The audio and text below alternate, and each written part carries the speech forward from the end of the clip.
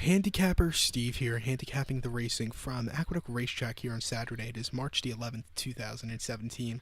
Gonna look at race number 8 from Aqueduct, but before I get on to that, remember to please follow me on Twitter at HorseRacingKid5 for more selections for race courses around the world. Today's 8th race from Aqueduct is the 42nd running of the Tom Fool Handicap.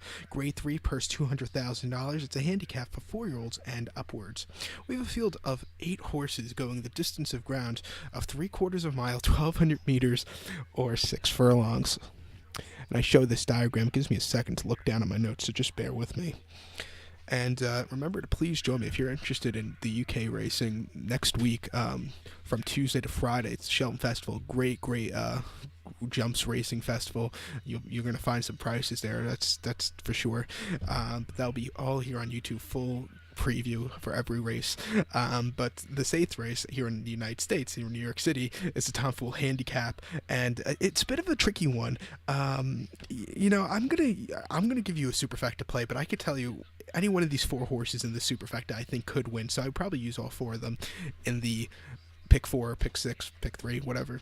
But my top pick, if I found one of the 6 horse, the Great War, I'm going to go 6-2-5-1 in the superfecta. Top pick number 6, the Great War. 10-1, Julio Garcia for Wesley Ward. And I have to say, Julio Garcia, I don't like to criticize something I can't do because I cannot be a jockey. If I lose maybe about 90 pounds, maybe. 90 pounds is being polite. But, he probably gets the award for the worst ride in the United States of 2016. It was a 2-year-old race in Keeneland back in April of last year, and he looked like he won. He was out in front by a mile, and he got caught right before the wire. Didn't see the horse coming on the outside. Kept looking at the rail, but so I nominate that for the worst ride of 2016. The worst, another worst ride comes to mind right now is a ride from France in 2016, March 2016 at La Croix-l'Euro. A rider was in front by a mile, got caught at the wire because he stopped riding the horse about a 16th from the finish, and everybody really closed on that turf course. I have to post the link on Twitter. It's a very, very heartbreaking defeat.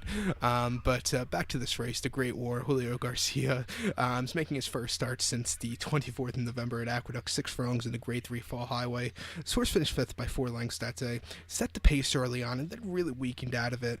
It was against some tougher horses that day, and he just couldn't keep up with them. But to keep in mind, Heaven's Runway and Stalwalk and Do, the 1st and 2nd place finishers, both won next start out.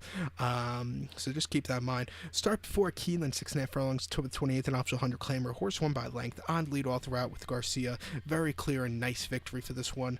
And then the Grade 2 Phoenix at Keeneland, 6 furlongs, October the 7th. Horse finished 5th by 1/4 lengths. Set the pace really early on and then really weakened out of it. I think he needed the race. Coming to that Grade 2 quality race that quick, I don't think that was the right key for this for that horse.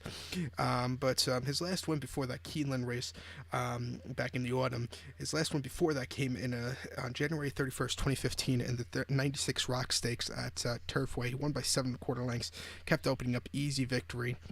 He's a very speedy horse. I think he should have a good run. He's coming off a little bit of a layoff, but I don't think that should be a problem. You want speed on the inner track, that's for sure here at Aqueduct. So to recap my bets for race number 8 from Aqueduct, it's the 42nd running of the Tom Fool Handicap. Gonna go with the 6 horse here, the Great War. Gonna go 6-2-5-1, 6-2-5-1. So good luck to all, and follow me on Twitter at HorseRacingKid5. Good luck, everyone.